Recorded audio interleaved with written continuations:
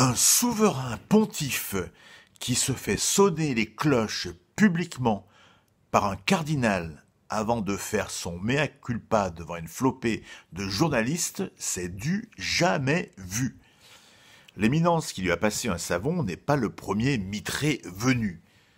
Cardinal, archevêque de Boston, Sean O'Malley compte parmi les plus proches collaborateurs du pape. Il fait partie de son C9, une sorte de conseil restreint, et préside la commission vaticane de prévention de la pédophilie.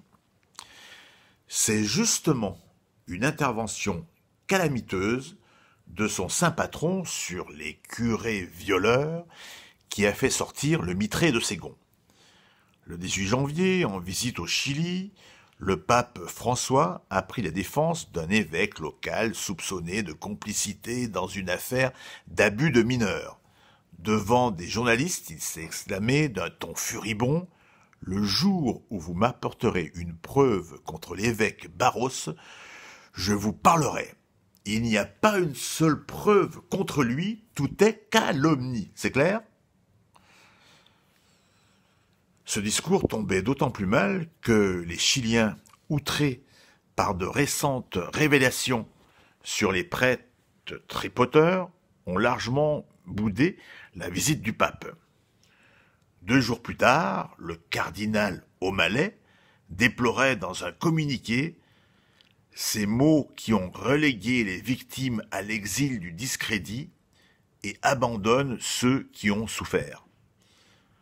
Le pape ne se l'est pas fait dire 2 fois. Dans l'avion de retour, François s'est copieusement auto-flagellé d'un « je me rends compte que mon expression a été malheureuse », suivant d'un cinglant « je dois présenter des excuses parce que le mot preuve a blessé ». Cette pénitence camoufle pourtant mal la paralysie qui gagne le Saint-Siège sur les affaires de pédophilie. Le mandat de la commission présidée par le cardinal O'Malley est arrivé à échéance en décembre et le pape ne l'a pas encore renouvelé. 2 de ses membres eux-mêmes, abusés par des prêtres, en ont d'ailleurs claqué la porte depuis sa création en 2014 en dénonçant la mauvaise volonté de la curie romaine. Pire, le propre ministre des Finances du pape, le cardinal australien George Peel, a dû démissionner en juin 2017 après avoir été convoqué par des juges de Melbourne pour pédophilie. Quel chemin de croix!